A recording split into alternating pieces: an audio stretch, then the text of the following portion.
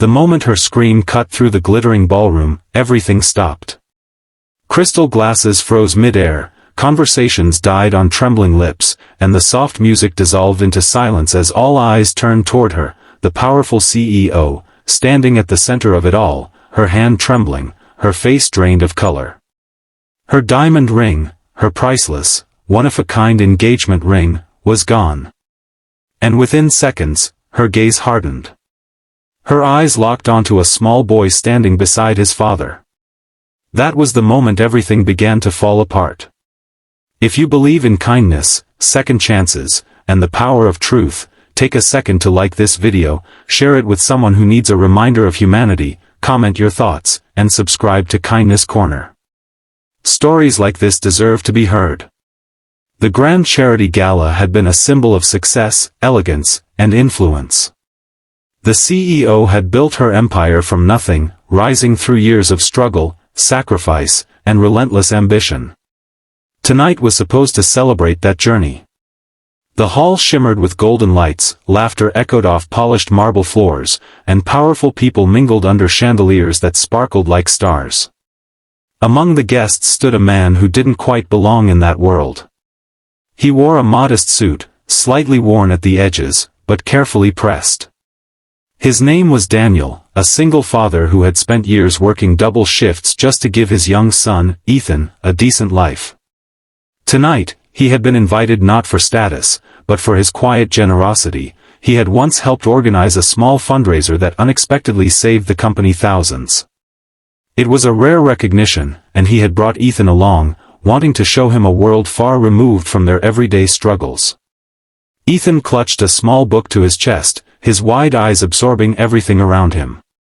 He had never seen anything like this before, the shimmering dresses, the polished shoes, the laughter that sounded so different from the noise of their tiny apartment. He stayed close to his father, unsure but curious. Then came the scream. The CEO stared at her bare finger, her breathing uneven, her mind racing. That ring was more than jewelry. It was a symbol of love, of trust, of everything she had fought for. Losing it felt like losing a part of herself. Panic twisted into suspicion, and suspicion quickly turned into accusation. Her eyes scanned the room until they landed on Ethan. He was the only one out of place. The only one who didn't belong. The room shifted as whispers began to ripple through the crowd. People turned, watching, judging. The CEO's voice, sharp and trembling, cut through the silence as she pointed toward the boy. Security moved closer, their presence heavy and intimidating. Daniel stepped forward immediately, placing himself protectively in front of his son, confusion and fear etched across his face. The weight of the moment crushed him. He had spent his entire life trying to prove that he and his son were worthy of respect, of dignity. And now, in a single instant, everything was being torn away. Ethan didn't understand what was happening. He looked up at his father, his small hands tightening around the book, his innocent eyes filling with fear. The whispers grew louder, turning into quiet judgments, assumptions forming without evidence. The CEO's heart pounded. She was convinced. The ring couldn't have just disappeared. Someone had taken it, and in her mind, the answer seemed obvious. The pressure of the moment clouded her judgment, pushing her further into certainty. Security approached Ethan, their expressions serious, their movements careful but firm. Daniel's voice broke as he tried to defend his son, his words filled with desperation. He knew what this could mean, not just tonight, but forever. One accusation, one misunderstanding, could brand his child in ways that would never fully fade. Ethan's lips trembled. He didn't cry loudly or protest. He simply stood there, frozen, his small world collapsing around him. And then something unexpected happened. A staff member rushed toward the CEO, breathless, holding something in his hand. It was a small, clear plastic bag. Inside it, glimmering under the lights, was the diamond ring. For a moment, no one moved. The CEO stared at it, her mind struggling to process what she was seeing. The staff member explained quickly, his voice shaking. The ring had been found near the trash disposal area. It had likely slipped off while she adjusted her gloves earlier and fallen unnoticed. The truth hit her like a wave. Her chest tightened. Her breath caught. Her entire body froze. Slowly, painfully, her eyes turned back toward Ethan. The boy who had stood there silently. The boy she had accused without a second thought. The boy whose only mistake was being different, being out of place. The room felt heavier now. The whispers had changed. They were no longer about suspicion, they were about realization. Daniel stood still, his arm protectively around Ethan, his face a mixture of relief and lingering hurt. He didn't speak. He didn't need to. The silence said everything. The CEO felt something crack inside her. All her power, all her success, all her confidence, none of it mattered in that moment. She had made a mistake. A terrible, painful mistake that couldn't simply be erased. She took a step forward, her legs unsteady, her heart heavy.